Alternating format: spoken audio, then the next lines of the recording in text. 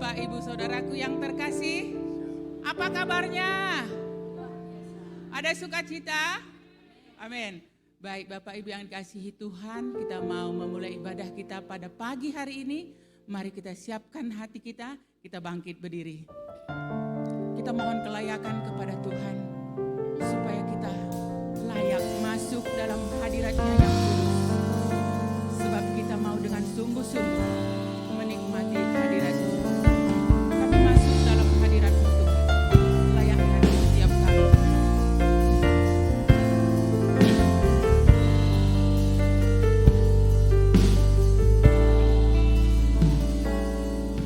Ku masuk ruang Maha Kudus dengan darah anak domba. Ku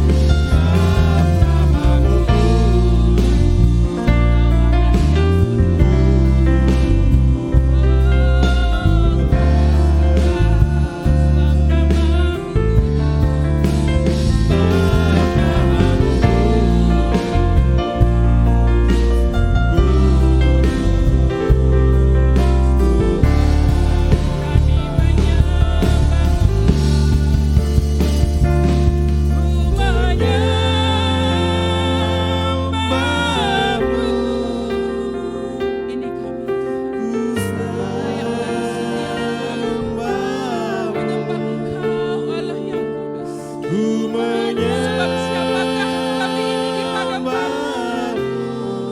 Kami orang berdosa. Layakkan setiap hamba menyembah Allah yang kudus. Namamu kudus, kudus Tuhan. Namamu kudus. Sebab namamu kudus,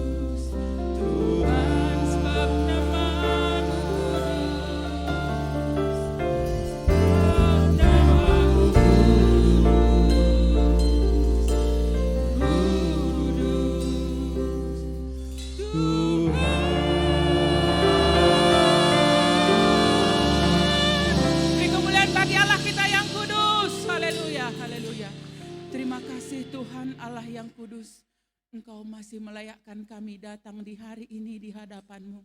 Layakkan setiap kami Tuhan. Ini kami Bapa, membawa hati kami di hadapan-Mu. Bahkan membawa hidup kami di hadapan Tuhan. Terima kasih Tuhan. Kami rindu terima lawatan Tuhan yang luar biasa dahsyat pada hari ini. Biarlah setiap kami mengalaminya. Dan kami bawa persoalan hidup kami. Dan hari ini kami pasti mendapatkan jawaban. Kami pasti mendapatkan solusi yang datangnya dari Tuhan. Yang sakit Tuhan sembuhkan. Amin. Yang berkekuatan lemah pada saat ini, Tuhan berikan kekuatan super power yang baru. Yang imannya lemah diteguhkan oleh kuat kuasa Roh Kudus. Yang memiliki persoalan dalam segala hal. Dalam ekonomi, dalam keluarga, anak-anak, dan lain sebagainya. Hari ini kami mendapatkan solusi dari Tuhan.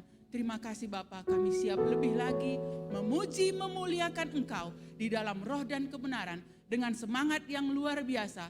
Layakkan setiap kami Tuhan dan bertahtalah di atas pujian kami. Lebih jauh kami rindu menerima kebenaran firman-Mu menjadi kekuatan dalam hidup kami. Terima kasih Bapa, kami siap memuji, memuliakan Tuhan lebih lagi di dalam nama Yesus. Semua kita katakan, amin. Yes, Tuhan kita hebat, Tuhan kita dahsyat. Great is our God. Yes.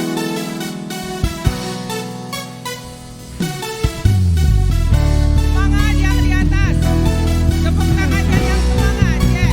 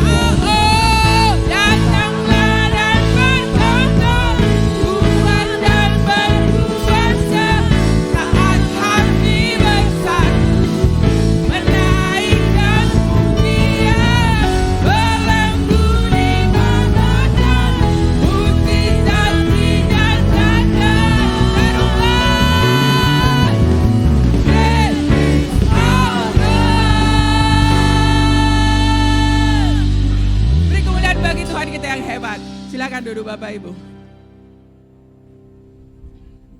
Kita mau menyatakan glory baginya. Dan kita mau sorakkan kemenangan.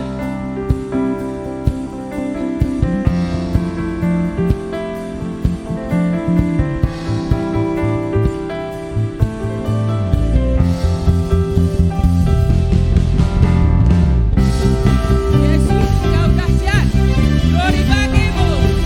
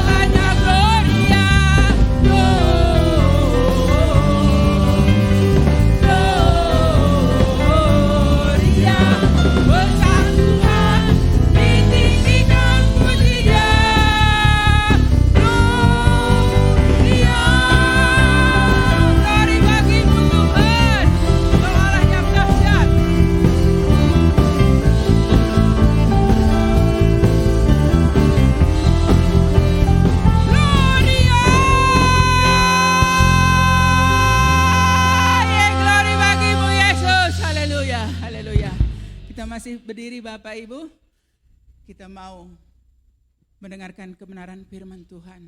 Kita siapkan hati kita. Dalam setiap permasalahan hidup kita, Tuhan sangat mempesona kita. Karena Dia selalu sanggup buka jalan bagi kita. percaya saja. Kasih-Nya, kuasa-Nya sangat mempesona kita. Haleluya. Kami tahu Engkau berkuasa, sanggup melakukan apa saja. Kasih-Mu luar biasa.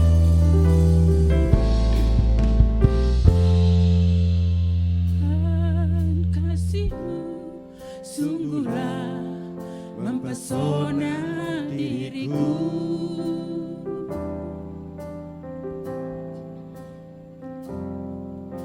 Tuhan, kuasa-Mu sungguhlah menggetarkan hatiku. Kami amini Tuhan. Tuhan, kasih-Mu sungguhlah mempesona diriku. Haleluya.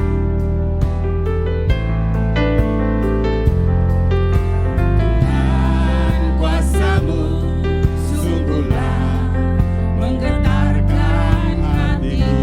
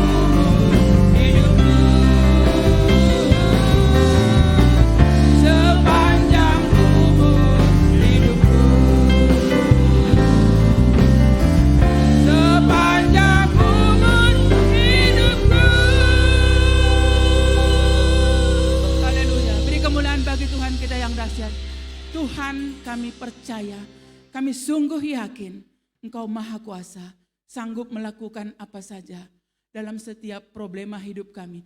Tuhan sanggup bukakan jalan dan kami yakin Tuhan pasti buka jalan. Terima kasih Bapa, nyanyian pujian telah kami naikkan bagi kemuliaan nama-Mu. Biarlah semua berkenan di hadapan Tuhan dan ampuni dalam setiap kekurangan kami Bapa.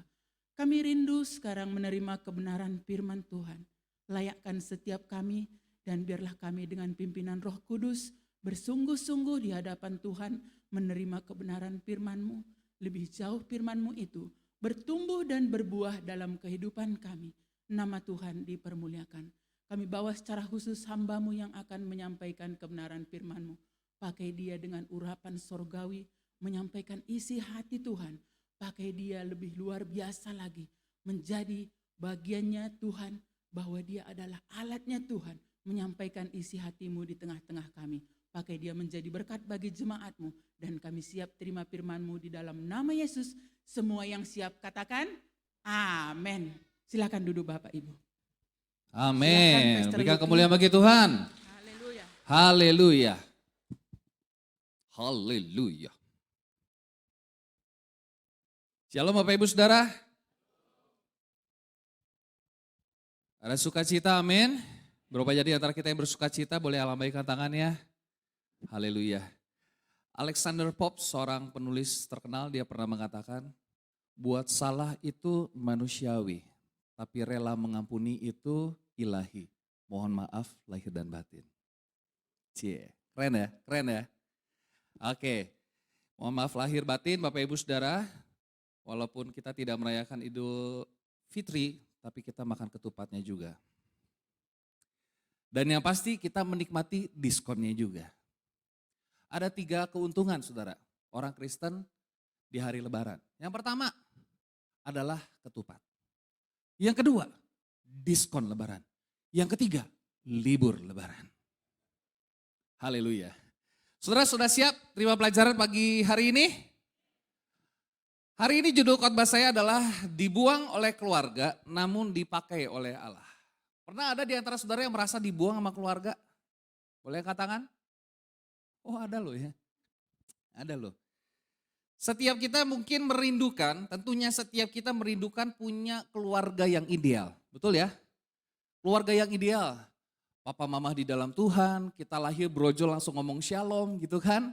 Dibesarkan di tengah-tengah keluarga yang penuh kasih, penuh cinta, punya latar belakang papa mama yang baik, latar belakang orang terhormat, tidak pernah melakukan pelanggaran, tidak pernah terpidana karena hukum dan lain sebagainya. Tentunya setiap kita merindukan keluarga yang ideal, keluarga yang bahagia, keluarga yang diberkati Tuhan. Namun saya mau katakan saudara, tidak semua setiap kita mengalami keberuntungan seperti itu. Jadi kalau misalnya saudara terlahir di tengah-tengah keluarga yang baik, takut Tuhan, dari mula udah langsung kenal Tuhan, lahir brojol langsung ngomong shalom saudara, itu sebuah anugerah yang luar biasa. Tapi pertanyaannya, kalau kita lahir di tengah-tengah keluarga yang mungkin tidak kenal Tuhan, latar belakang papa mama kita tidak cukup baik, mungkin orang tua kita berkali-kali kawin cerai. Bagaimana dengan nasib kita?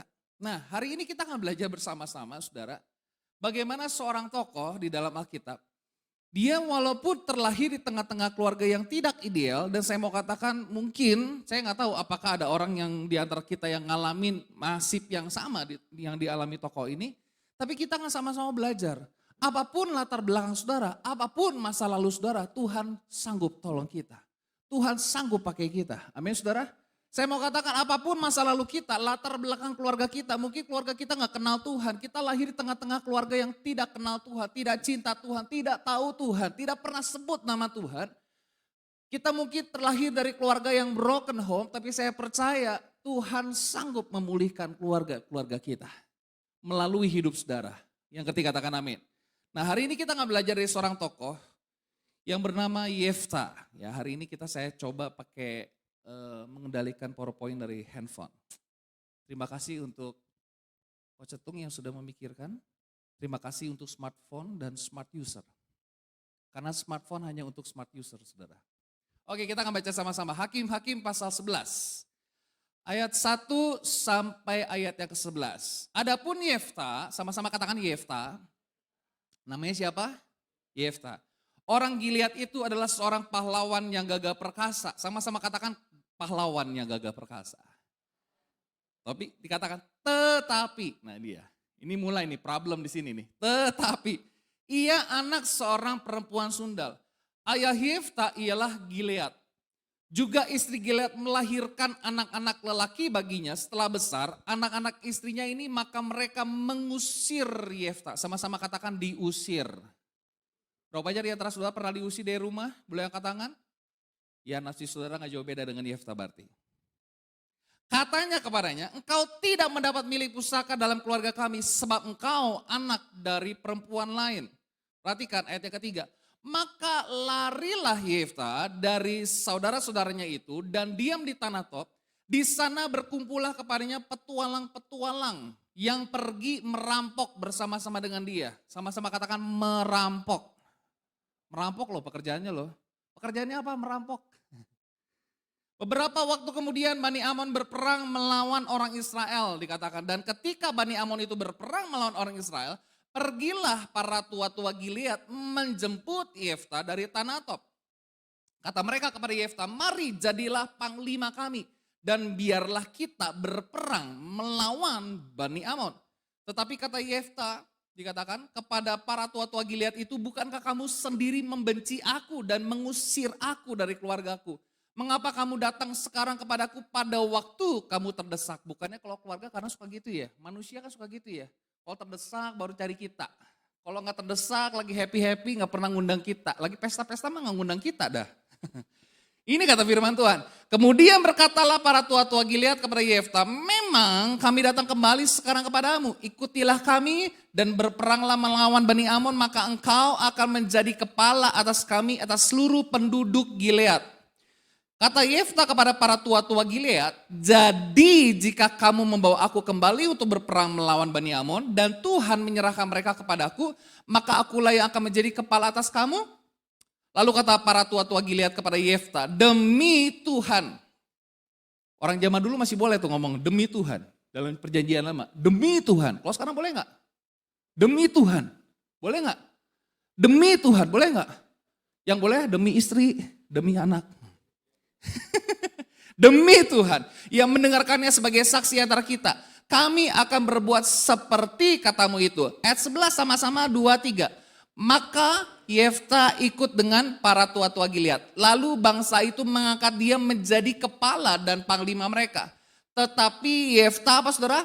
Membawa seluruh perkaranya itu ke hadapan Tuhan di Mizpah. Perhatikan baik-baik Bapak Ibu Saudara. Seorang yang bernama Yefta. Alkitab mengatakan seorang yang dikatakan pahlawan gagah perkasa. Tetapi, nah ini kondisi terbaliknya nih. Tetapi, saudara gue dikasih Tuhan, saya katakan di awal setiap kita tentunya merindukan keluarga yang ideal. Betul ya Bapak Ibu Saudara? Keluarga yang cinta Tuhan, keluarga yang takut akan Tuhan, latar belakang keluarga yang baik. Tetapi salah satu tokoh di dalam Alkitab namanya Yefta tidak mengalami keberuntungan seperti itu. Jadi saya mau katakan kalau saudara terlahir di tengah-tengah keluarga takut Tuhan, cinta Tuhan, mengasihi Tuhan, melayani Tuhan, punya latar belakang papa mama yang baik, bersyukur kepada Tuhan. Kalaupun tidak, saya percaya ada rencana Tuhan dalam keluargamu. Ya, saya akan memperlihatkan dalam terjemahan bahasa Indonesia masa kini. Dikatakan begini, Yefta adalah seorang prajurit yang gagah berani. Ia tinggal di Gilead, ayahnya bernama Gilead tetapi ibunya seorang pelacur.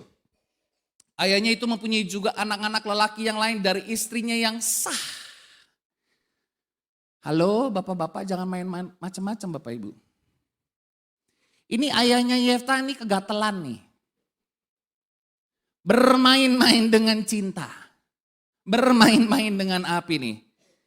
Setelah anak-anak itu dewasa, mereka mengusir Yefta dari rumah. Kata mereka kepadanya, engkau tidak akan mendapat warisan apa-apa dari ayah kami.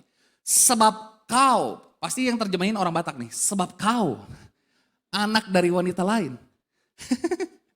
Karena itu Yefta berpisah dari saudara-saudaranya lalu pergi dengan tinggal di daerah Tob. Di sana segerombolan penjahat bergabung dengan dia. Lalu mereka pergi merampok. Apa yang bisa kita pelajari dari kehidupan Yefta? Masa kelam apa yang dialami oleh Yefta?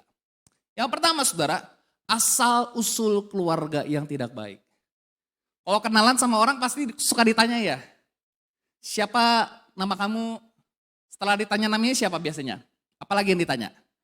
Nama orang tua siapa? Pekerjaannya apa? Ibu kamu siapa? Ibu saya pelacur.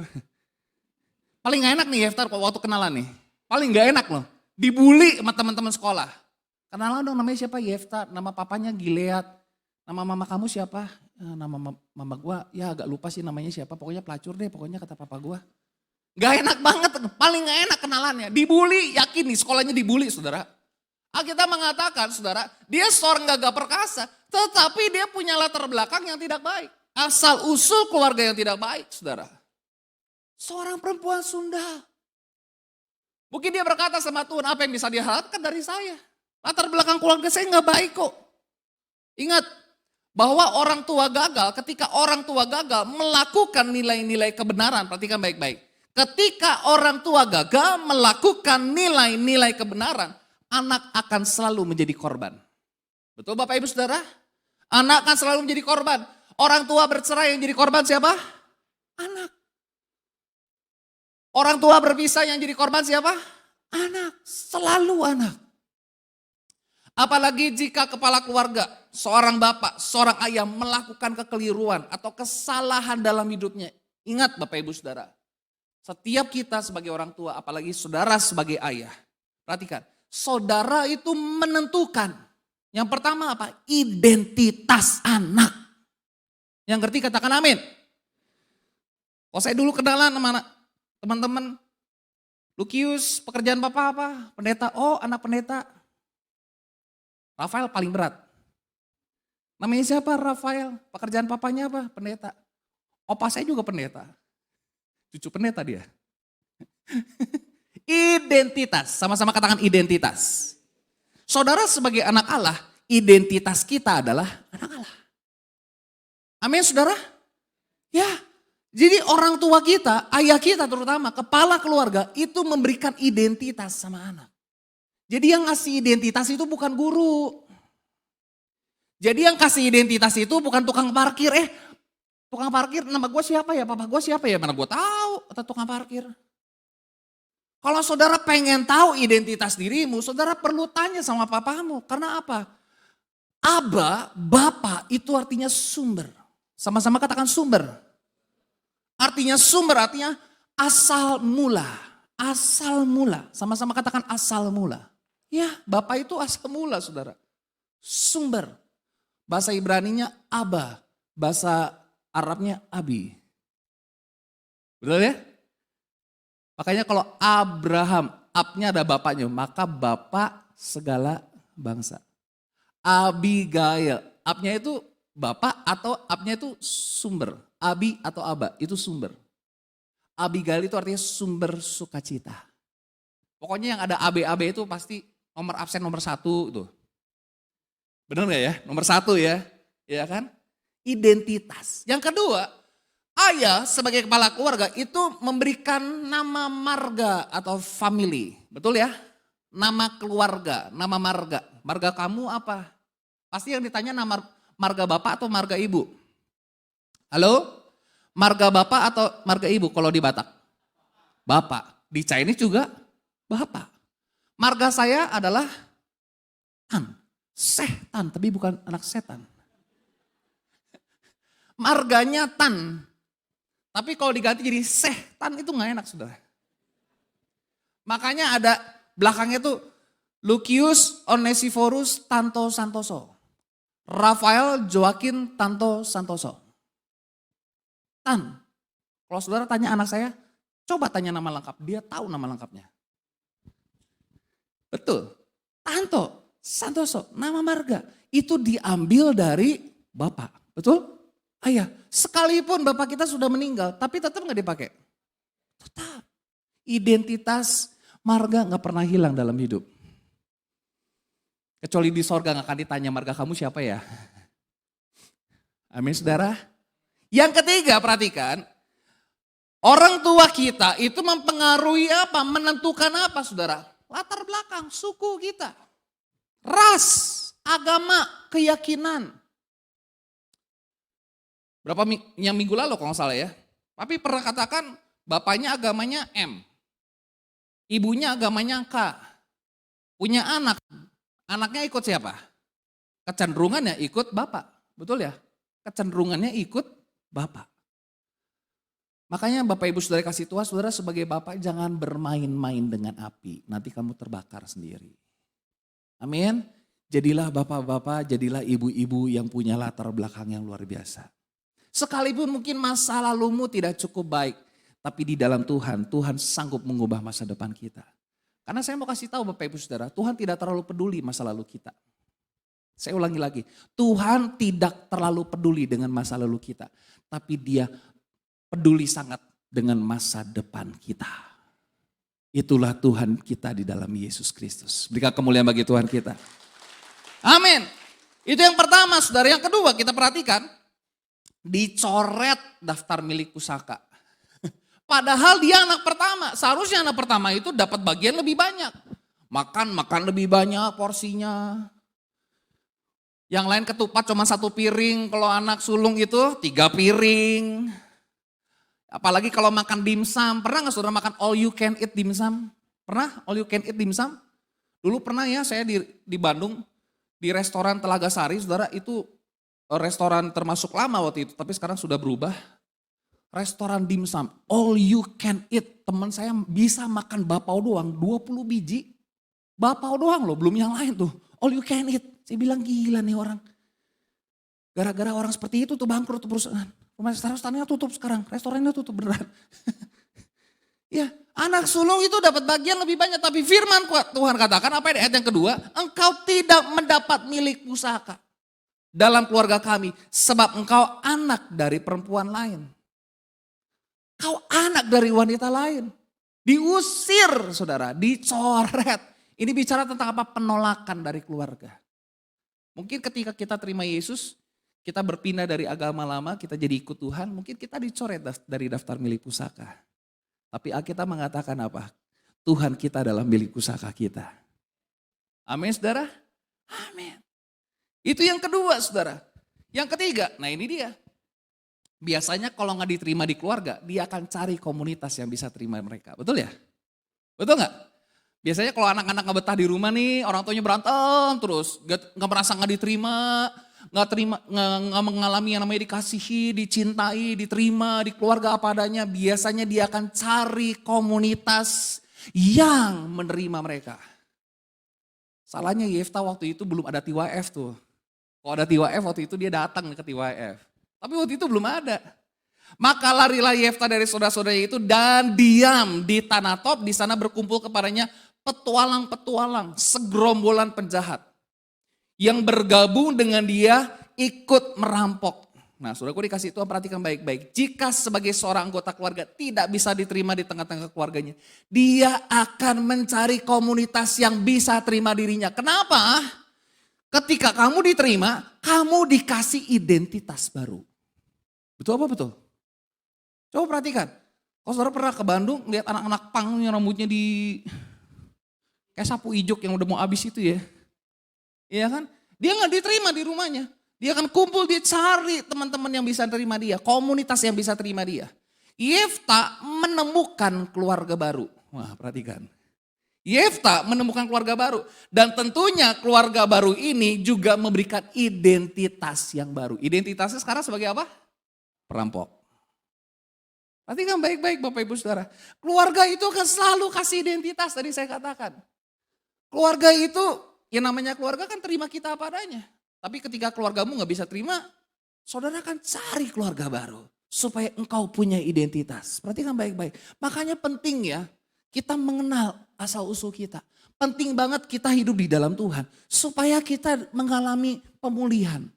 Karena ketika hidupmu dipulihkan, kau punya identitas yang baru di dalam Tuhan. Yang ngerti katakan amin. Perhatikan baik-baik. Kita dulu sebelum kenal Tuhan, kita orang yang berdosa. Kita nggak diterima saudara. Tapi ketika Tuhan menerima kita, anugerahnya Tuhan menerima kita, kita diangkat.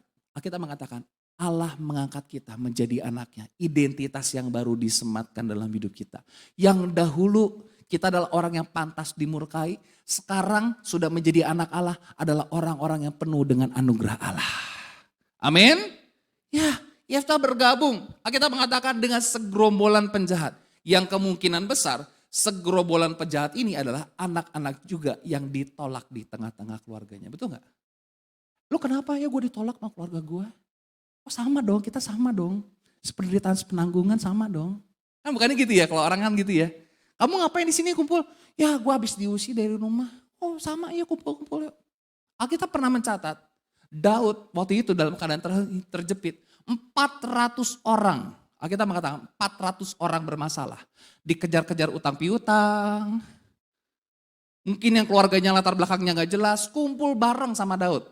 400 orang yang tertolak, gak punya identitas, kumpul sama Daud supaya dapat identitas baru. Alkitab mengatakan, Daud memimpin mereka dan mengubah mereka menjadi pahlawannya gagah perkasa. Wow, luar biasa saudara, luar biasa. Bukankah setiap kita, dulu sebelum kenal Tuhan masa lalu kita bobrok, amin? Betul ya?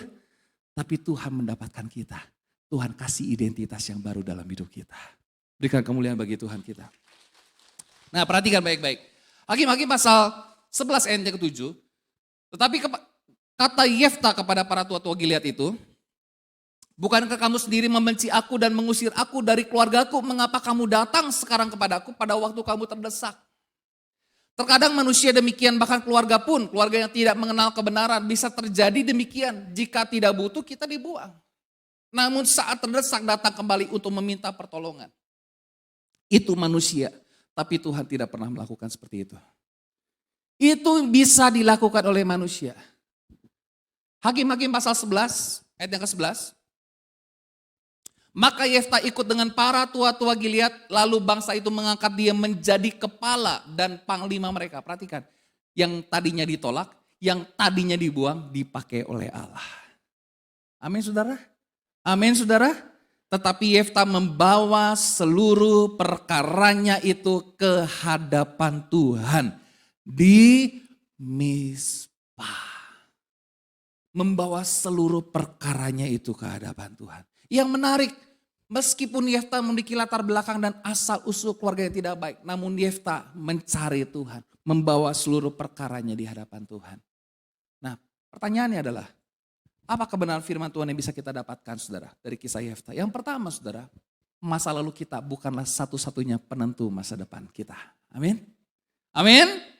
Memang bukan satu-satunya, tapi perhatikan baik-baik. Kalau kita ngalamin perjumpaan dengan Tuhan secara pribadi, masa lalu kita yang buruk bisa terus mengejar hidup kita. Makanya penting banget kita ngalami perjumpaan secara pribadi dengan Tuhan. Perempuan Samaria, saudaraku dikasih Tuhan. Sebelum kenal Tuhan punya background yang tidak baik, dia tinggal dengan laki-laki yang bukan suaminya. Alkitab mengatakan ketika dia mengalami perjumpaan dengan Tuhan, hidupnya dipulihkan Tuhan. Masa lalu kita, perhatikan baik-baik. Masa lalu saudara bukanlah satu-satunya penentu masa depan kita.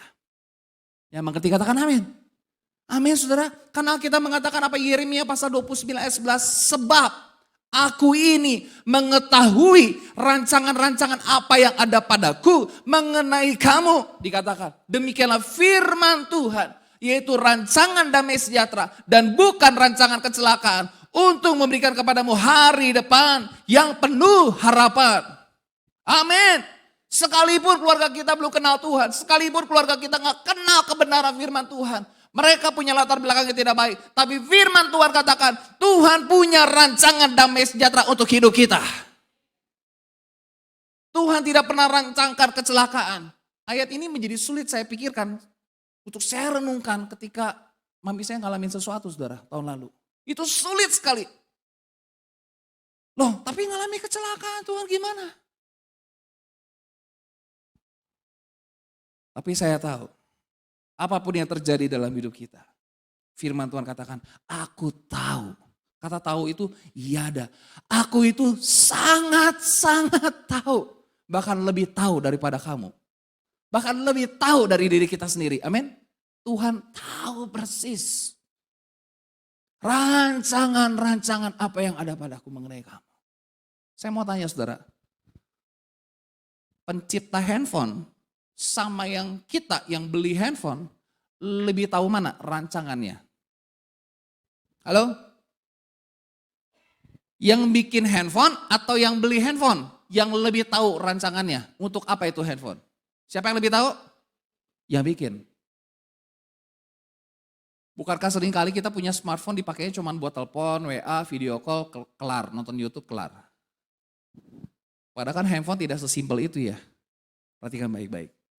Aku tahu. Jadi kalau saudara mau tahu rancangan hidupmu, engkau perlu dekat dengan Tuhan. Amin. Saudara perlu bangun hubungan. Kau perlu cari tahu dari siapa yang menciptakan kita. Aku tahu rancangan apa yang ada padaku mengenai kamu. Perhatikan. Demikianlah firman Tuhan, rancangan damai sejahtera. Sama-sama katakan rancangan damai sejahtera. Amin saudara. Bukan rancangan kecelakaan. Untuk memberikan kepadamu apa? Hari depan yang penuh harapan. Sekalipun, maaf kata Bapak Ibu Saudara, banyak anak-anak terlahir karena kecelakaan. Ada seorang tokoh pelayan Tuhan sebelum dia bertobat. Pernah yang namanya dia punya anak married by accident. Ditulis di undangannya. Pernikahan si A sama si B ditulis married by accident. Coba ada yang berani gak? Maaf kata ya, udah hamil duluan nih. Meteng DC. Terus nikah, diberkati, di undangannya ditulis married by accident. Ada yang berani gak? Ada yang berani kan? Tapi perhatikan baik-baik. Sekalipun keadaan kita, keberadaan di dalam dunia ini, menurut orang dunia, lu mah karena kecelakaan bro. Tapi tidak ada rancangan kecelakaan di hadapan Tuhan. Rancangan damai sejahtera. Makanya penting ya Bapak Ibu Saudara. Saudara sebagai bapak, saudara sebagai ibu, takut akan Tuhan. Amin. Perhatikan loh. Karena apa yang kau kerjakan, apa yang kau lakukan itu menentukan identitas dan masa depan anak saudara loh. Amin. Kalau yang duduk sebelahan sama suami istri, ingat ya Pak. Ingat ya Ma. Boleh toel dulu dong, ingat ya. Jangan macam-macam kau. Dalam terjemahan bahasa Indonesia masa kini, aku sendiri tahu. Bukankah aku sendiri tahu? Rencana-rencanaku bagi kamu. Setiap kita punya rencana tentunya dalam hidup ini, betul? Tapi Tuhan tahu rencana yang terbaik buat hidup kita. Rencana-rencana itu bukan untuk mencelakakan kamu, tetapi untuk kesejahteraanmu. Kok bisa Tuhan? Makanya kenal Tuhan. Supaya kamu bisa tahu, oh rencana kesejahteraan dari Tuhan itu apa. Dan untuk memberikan kepadamu masa depan yang penuh harapan. Amin. Berikan kemuliaan bagi Tuhan kita. Bersyukur Tuhan. Tuhan menangkap kita. Amin. Karena dia tahu persis rencana-rencananya atas hidup kita. Rancangan-rancangannya atas hidup kita. Tuhan punya blueprint yang terbaik. Makanya belajar taat sama Tuhan. Sama-sama katakan taat. Sama-sama katakan taat. Amin saudara. Kalau engkau taat, engkau ada di dalam tracknya Tuhan. Blueprint ideal yang Tuhan berikan itu terjadi, tergenapi dalam hidupmu. Kita lihat yang kedua saudara. Masa lalu yang kelam, latar belakang keluarga yang tidak baik bukanlah penghalang bagi Allah untuk memakai hidup kita. Betul? Coba tokoh-tokoh Alkitab deh yang latar belakangnya bahasa Sundanya bahasa Jermannya tebaralek. Yefta, siapa lagi coba latar belakangnya nggak baik? Paulus, betul ya? Tidak baik. Siapa lagi coba? Yang latar belakangnya tidak cukup baik. Onesimus, betul Onesimus. Onesimus itu pernah mencuri dari tuannya. Tapi Tuhan bisa pakai mereka. Bahkan Onesimus itu dicatat di dalam surat Filemon. Bahkan dipercaya menjadi pelayan Tuhan yang luar biasa saudara. Membantu Paulus dalam penginjilan. Jadi saya mau katakan firman Tuhan mengajarkan kepada kita masa lalu yang kelam, latar belakang keluarga kita yang tidak baik itu bukanlah penghalang bagi Allah untuk memakai hidup kita. Yang menjadi penghalang untuk kita dipakai Tuhan adalah diri kita sendiri. Betul apa betul? Diri kita sendiri. Kita lihat Yesaya 43 ayat yang ke-7. Sama-sama kita baca yuk ayat ini ya. 2, 3. Semua orang yang disebutkan dengan namaku yang kuciptakan untuk kemuliaanku yang kubentuk dan yang kujadikan. Kita diciptakan untuk siapa? Kemuliaan Tuhan. Sebab mereka semua telah dipanggil dengan namaku, mereka kuciptakan untuk mengagungkan aku. Jadi saudara diciptakan, di-create untuk apa? Kemuliaan dari Sang Pencipta. Ada karya seni saudara, patung yang luar biasa, begitu indah. Biasanya seringkali kalau kita ngelihat seni itu, kita akan cari tahu siapanya. Siapa yang bikin? Siapa yang bikin, betul ya? Penulis yang begitu mendah, penulis yang begitu indah.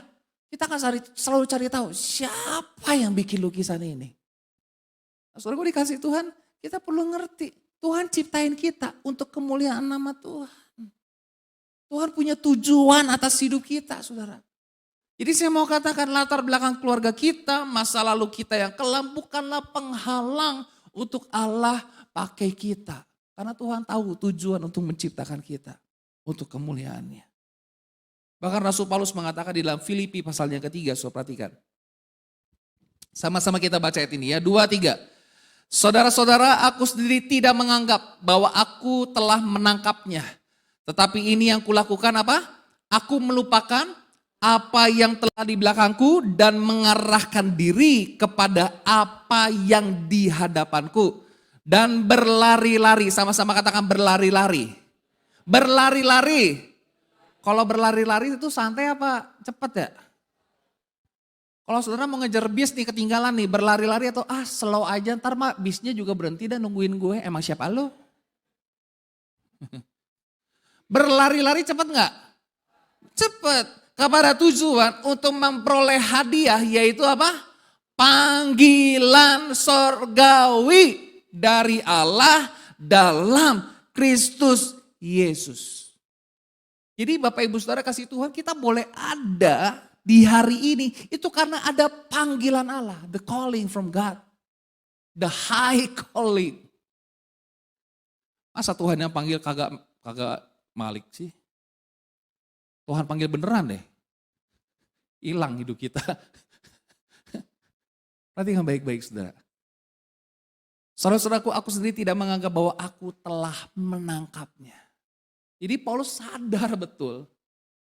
Dulu hidupnya yang dulu tuh, waduh luar biasa banget. Makanya dikatakan tetapi ini yang kulakukan, aku melupakan apa yang telah di belakangku. Melupakan apa yang telah di belakangku. Dan mengarahkan diri kepada apa yang di hadapanku. Melupakan masa lalu yang buruk, masa lalu yang kelam. Kita boleh kesaksian, cerita tentang masa lalu kita, latar belakang keluarga kita, tapi fokus hidupmu bukan di masa lalu. Betul ya? Fokus hidup saudara bukan di masa lalu. Yang Tuhan tanya sekarang gimana? Ya masih sama juga sih hidup gue kayak dulu. Ya capek deh kata Tuhan. Aku melupakan apa yang telah di belakangku, mantan-mantanku aku lupakan. Dulu aku hidup seperti apa, aku melupakan. Masa laluku yang jelek, buruk, aku lupakan. Supaya apa? Aku bisa mengarahkan diri. Perhatikan, tujuan itu memberikan kepada kita untuk apa? Mengarahkan diri pada fokus yang benar, saudara. Kalau engkau punya hidup dengan yang tujuan yang benar, hidup dengan tujuan yang benar, engkau akan menghentikan melakukan apa yang tidak benar. Kenapa banyak orang hidupnya ngaco terus? Karena dia belum ketemu tujuan hidup yang benar apa. Tapi ketika dia bertemu dengan tujuan hidup yang benar, dia akan berhenti melakukan hal yang tidak benar. Bapak Gembala pernah mengatakan apa? Tuhan tangkap kita supaya Tuhan mencegah kita untuk terus-menerus berbuat dosa. Betul ya? Tuhan tangkap kita, perhatikan baik-baik. Ketika Tuhan kasih tujuan yang baru dalam hidup kita, itu akan menghentikan kita untuk melakukan hal-hal yang tidak benar. Saya mau tanya, pernah gak saudara tersesat? Pernah? Berapa banyak di antara kita pernah tersesat? Ketika kau tersesat, apa yang kau lakukan? Kau mungkin berhenti sejenak, betul? Cari jalan yang benar. Gak mungkin dong ketika tersesat gitu, wah jarang-jarang gue tersesat nih. Gak apa-apa deh, nikmatin deh tersesatnya gue deh. Enggak dong. Ya dong. Masa sih segitunya ketika tersesat, gak apa-apa lah jarang-jarang kita ngabisin bensin ya, yaudah tersesat aja yuk. Gak mungkin dong. Tapi perhatikan baik-baik. Banyak orang dalam hidup gak sadar kalau dia jalan di tempat yang tersesat. Papi mami pernah cerita ya ke Semarang tersesat ya. Baca gak Bapak Ibu Saudara? Ada seorang suami ketinggalan istri sama anaknya lagi mudik. Baca? Baru nyadar 2 jam kemudian.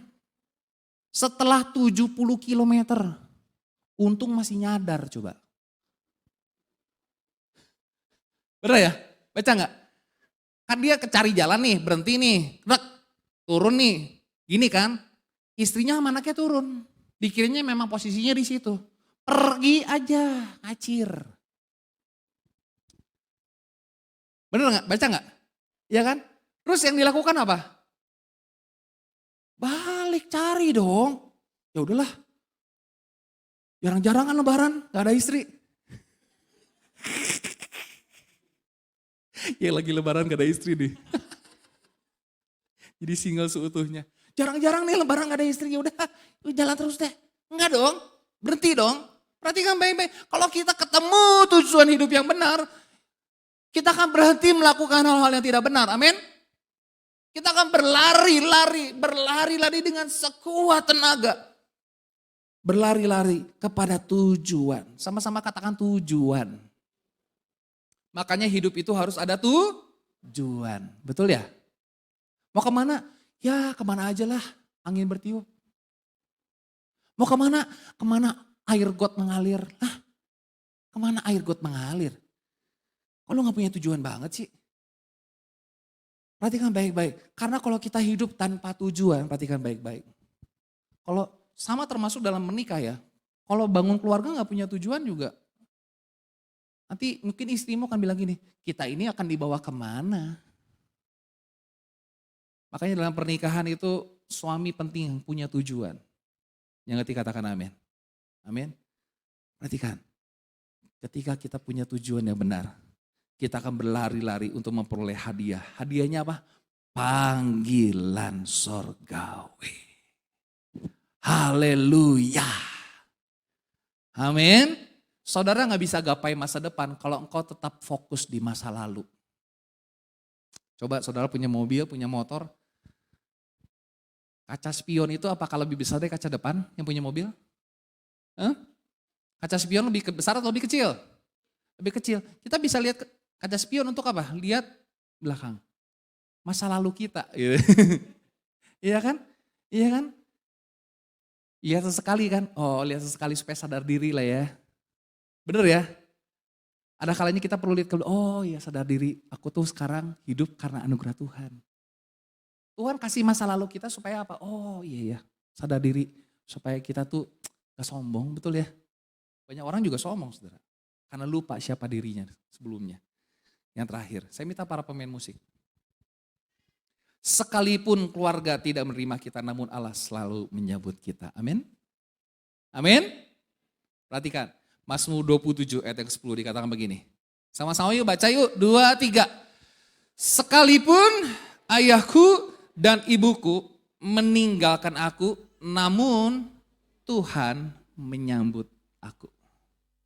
Kata menyambut itu seperti, boleh deh, Papi boleh maju ke depan, Pi? Papi maju ke depan. Kata Tuhan menyambut aku tuh kayak gini nih. Saya mesti panggil Papi, karena gambarannya Allah itu Bapa. Ya, coba Papi ke sini. Menyambut tuh begini.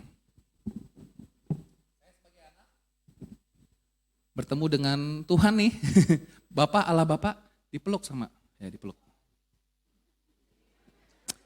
Disambut. Itu namanya disambut. Oh mau foto boleh, boleh. Boleh difoto, ayo. Di foto, jarang-jarang. Sampai Tuhan Yesus datang. Udah? Itu namanya menyambut. Jadi saya orang berdosa nih, latar belakang saya, kelam, orang tua saya gak terima. Tapi ketika saya datang sama Tuhan disambut. Ayo sambut. Enak juga nih pelukan. Terima kasih. Menyambut, amin. Apapun latar belakang saudara, kita datang sama Tuhan, Tuhan peluk kita. Tuhan menyambut kita. Kata menyambut itu ada kata memeluk. Amin saudara. Kalau saudara yang pernah kuliah di luar kota, pulang ke rumah, disambut. Dipeluk sama mami, dipeluk sama papi. Ada hidangan yang paling enak. Saya percaya kalau hubungan orang tua dengan anak baik, udah dah, makanan rumah nggak ada lawan. Betul ya? Nggak ada lawan. Pasti itu. Ya kan? Kayak Ibu Yudit di sini gitu kan. Nanti pulang ke rumah, waduh kangen sama masakan mama. Itu udah paling spektakuler lah. Betul apa betul? Ya, Tuhan menyambut kita. Seberapa kelam masa lalu kita, seberapa buruk latar belakang keluarga kita, Tuhan sanggup mengubahkan hidup kita, amin. Dan memakai kita menjadi alat kemuliaannya. Asal kita mau percaya kepada Tuhan, bertobat dan mengalami pemulihan di dalam Tuhan. Ketika Tuhan mengubahkan dan memakai tokoh-tokoh di Alkitab dengan segala latar belakang mereka, Tuhan juga sanggup mengubahkan dan memakai setiap kita. Yang ketiga katakan amin. Amin. Tuhan Yesus berkati setiap kita. Berikan kemuliaan bagi Tuhan. Hidupku menggenapi firman-Mu, tanda mujizat sertai tiap langkahku. Kau bersamaku Di dalamku jadi bukti kebesaran-Mu. Hidupku, mari kita pergi berdiri bersama-sama. Haleluya. Tanda mujizat sertai tiap langkahku. Kau bersamaku di dalamku jadi bukti kebesaran-Mu.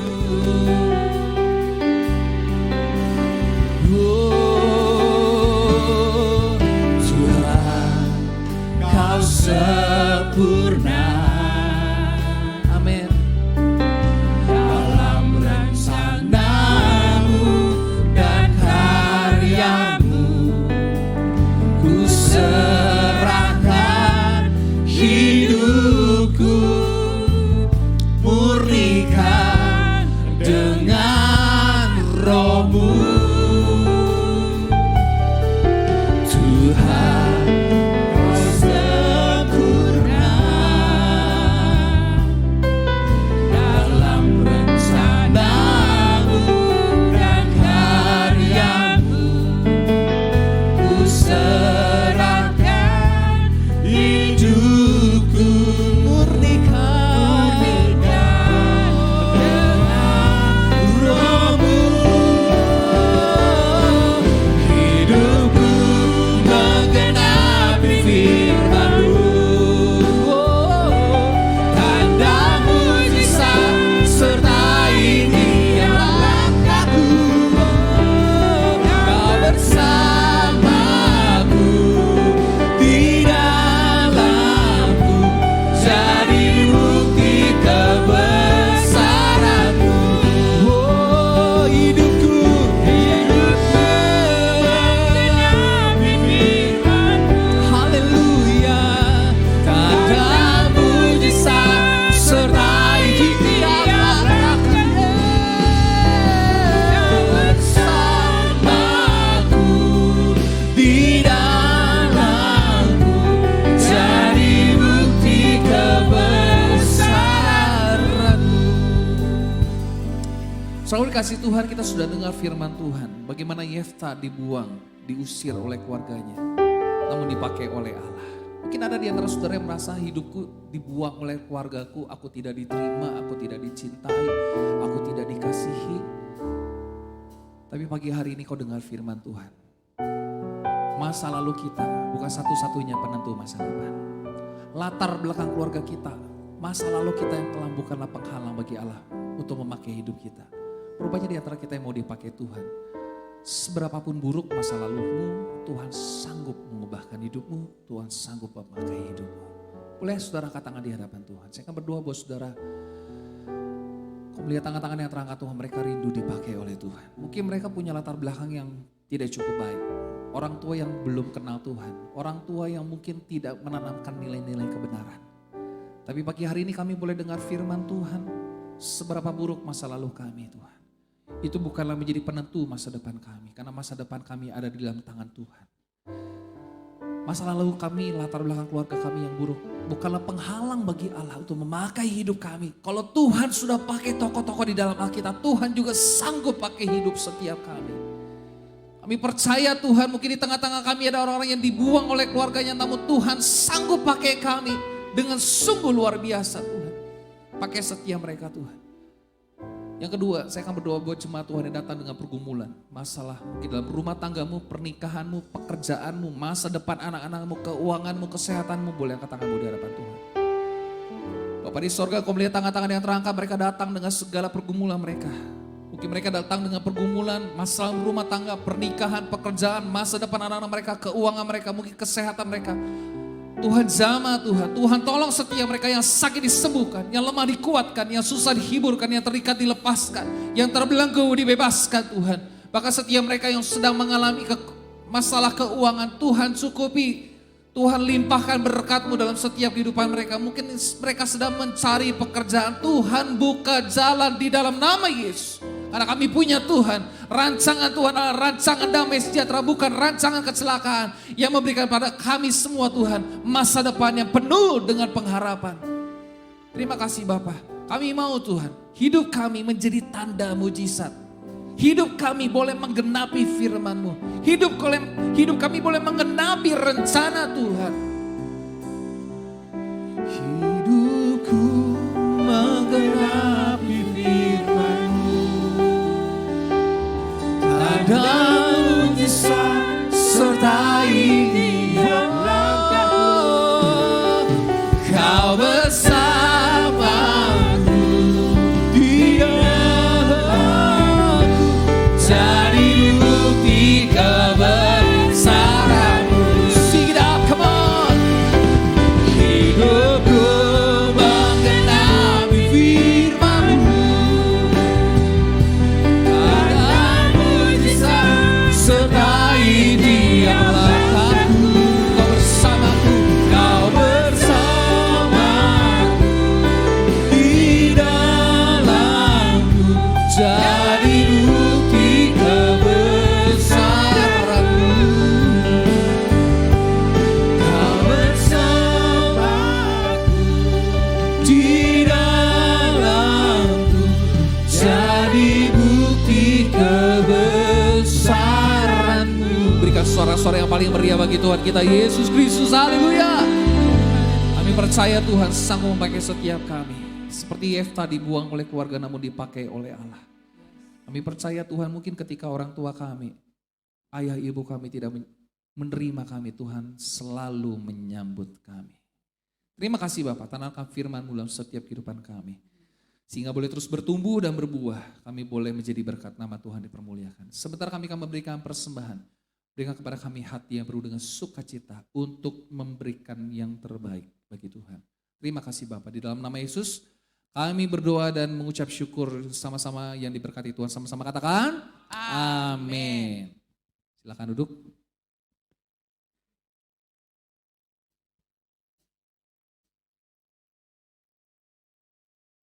Haleluya, kita sangat diberkati oleh kebenaran firman Tuhan, amin. Tiba saatnya Bapak Ibu kita memberikan persembahan untuk pekerjaan Tuhan di tempat ini. Mari berikan yang terbaik karena Tuhan kita sudah terlebih dahulu memberikan yang terbaik bagi kita semua. Kepada petugas kami undang untuk ke depan. Tuhan Yesus baik.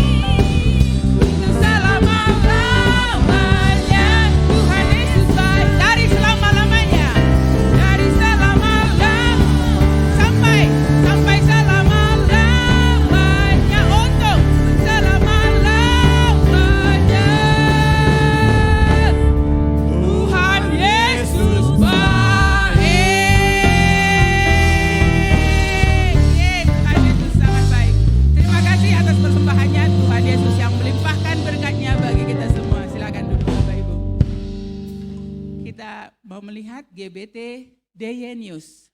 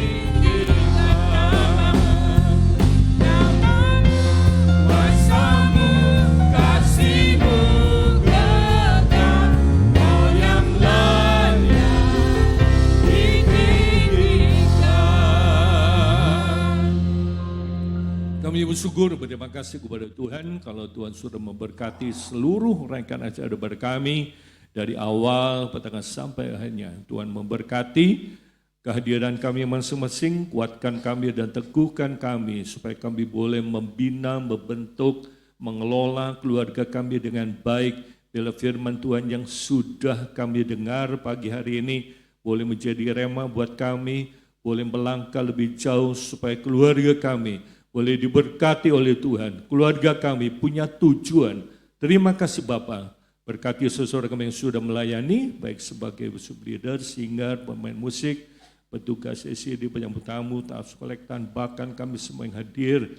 Terima kasih untuk beberapa seseorang yang pertama kali hadir dalam kebaktian ini. Kami berdoa supaya hidup mereka, rumah tangga mereka, pekerjaan mereka boleh diberkati oleh Tuhan. Berkati Pastor Luki yang sudah menyampaikan firman Tuhan. Terima kasih Bapak. Berkati juga dengan ibu-ibu hamil, kami serahkan dalam tamu, agar Tuhan jaga, lindungi dengan kandungannya, agar kelak dia boleh melahirkan dengan mudah, dengan lancar, oleh berkat dan pertolongan daripada Tuhan. Terima kasih Bapak.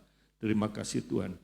Tadakan tanganmu, terima berkat pada Tuhan. Diberkatilah keluargamu, diberkatilah suamimu, diberkatilah istrimu, diberkatilah anak-anakmu, diberkatilah pekerjaanmu, diberkatilah kesehatanmu, diberkatilah pelayananmu, diberkatilah masa depanmu, diberkatilah studimu, diberkatilah engkau di kota, Diberkati engkau di desa, diberkati engkau di ladang, diberkatilah bakulmu dan tempat adonanmu. Diberkati engkau pada waktu masuk, diberkati engkau pada waktu keluar, diberkatilah buah kandunganmu, hasil bumimu, dan hasil tanahmu. Kiranya segala berkat, baik berkat jasmani, berkat rohani dan berkat materi. Berkat ini datang dari Allah Bapa, kasih sayang daripada Tuhan Yesus, persekutuan dengan Roh Kudus, menyertai saudara mulai pagi hari ini sampai Tuhan Yesus datang balik. Di dalam nama Tuhan Yesus kami berdoa dan bersyukur.